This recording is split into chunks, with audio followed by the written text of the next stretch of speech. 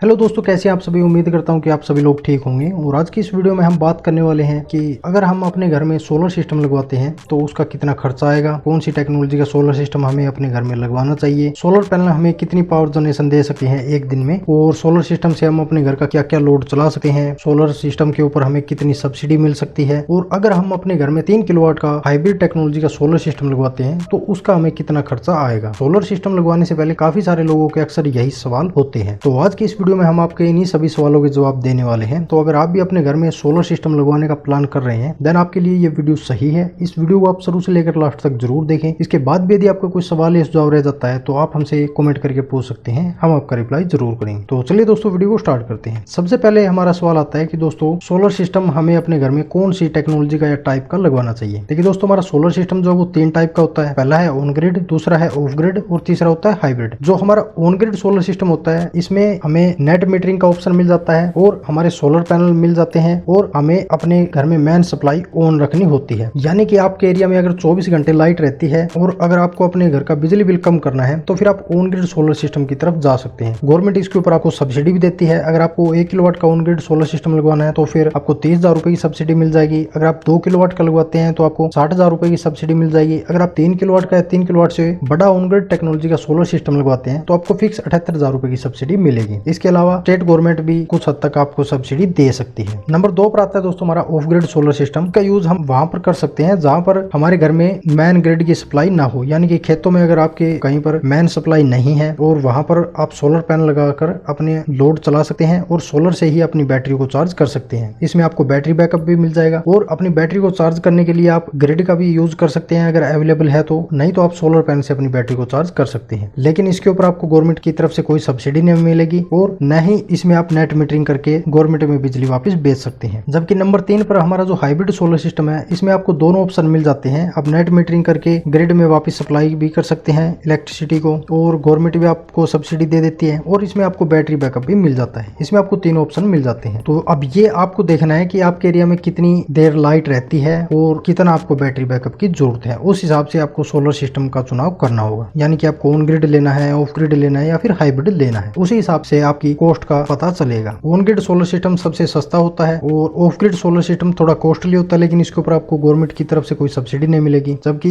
Hybrid के ऊपर आपको सब्सिडी मिल जाएगी लेकिन ये थोड़ा कॉस्टली भी होता है। नंबर 2 पर हमारा सवाल आता है कि सोलर पैनल एक दिन में कितनी बिजली बना देते हैं। 1 किलोवाट का जो सोलर प्लांट अगर हम लगाते हैं और लेटेस्ट टेक्नोलॉजी के हम मोनोप्रक बाइफेशियल या फिर TOPCon N type solar panel लगाते हैं तो वो अगर अच्छी धूप निकलती है एक दिन में तो लगभग आपको 5 से 6 unit per day power generation दे सकते हैं। अगर धूप कम ज्यादा होती है तो लगभग आपको 4 unit per day power generation दे देंगे 1 किलोवाट के सोलर पैनल। इसी तरह से आप देख सकते हैं कि आपको एक दिन में कितनी यूनिट पावर की जरूरत है। अगर आपको 12 से 15 यूनिट पावर जनरेशन की जरूरत है तो आप 3 किलोवाट का लगा सकते हैं और अगर आपको 20 से 25 यूनिट पावर की जरूरत है तो फिर आपको 5 किलोवाट का सोलर सिस्टम लगाना होगा। ठीक है दोस्तों। नंबर 3 पर हमारा सवाल आता है कि सोलर सिस्टम से हम क्या क्या चला सकते हैं। तो देखिए दोस्तों, सोलर सिस्टम से आप अपने घर का सारा लोड चला सकते हैं और वो डिपेंड करता है कि आपके घर का टोटल लोड कितना है, उस हिसाब से आपको सोलर सिस्टम लगवाना होगा। एक नॉर्मल घर में दोस्तों आपको washing machine, cooler, fridge, air conditioner, room heater, computer, LED light, TV, ये सारा लोड मिलता है और ये सारा लोड आप आराम से 3 किलोवाट के सोलर सिस्टम के ऊपर चला सकते हैं। नंबर 4 पर हमारा सवाल आता है कि सोलर सिस्टम के ऊपर हमें सब्सिडी कितनी मिलती है। तो ये सवाल हमने आपको पहले ही बता दिया कि ऑन ग्रिड टेक्नोलॉजी और हाइब्रिड टेक्नोलॉजी की सोलर सिस्टम के ऊपर आपको सब्सिडी मिलती है। 1 किलोवाट के सिस्टम के ऊपर आपको 30,000 रुपए की सब्सिडी मिलेगी, 2 किलोवाट के ऊपर 60,000 की और 3 किलोवाट या फिर 3 किलोवाट से बड़ा सोलर प्लांट अगर आप लगाते हैं तो आपको फिक्स 78,000 रुपए की सब्सिडी मिलेगी। इसके अलावा स्टेट गवर्नमेंट काफी जगह पर आपको सब्सिडी दे देती है। नंबर 5 पर हमारा सवाल आता है कि अगर हम अपने घर में 3 किलोवाट का हाइब्रिड सोलर प्लांट लगवाएं तो उसका कितना खर्चा आएगा। तो अगर दोस्तों आप ब्रांडेड कंपनी की तरफ जाते हैं यानी कि अडानी या फिर टाटा या फिर विक्रम, यूटीएल, लुमिनस, इस तरह की कंपनी के साथ में अगर आप जाते हैं हाइब्रिड टेक्नोलॉजी के सोलर सिस्टम की तरफ में तो लगभग आपका 3 लाख रुपए तक का खर्चा आ जाएगा 3 किलोवाट के हाइब्रिड सोलर सिस्टम पे। और उसके अलावा आपको लगभग 78,000 रुपए की एक सब्सिडी मिल जाती है सेंट्रल गवर्नमेंट के द्वारा और लगभग आपको 15-20,000 रुपए की और सब्सिडी मिल जाती है स्टेट गवर्नमेंट के द्वारा। तो पूरा मोटा मोटी माने तो ये काट पीट कर आपको लगभग 2 लाख रुपए के अप्रोक्स में आपका खर्चा आएगा 3 किलोवाट के हाइब्रिड सोलर सिस्टम का। तो दोस्तों यहाँ पर मैंने आपको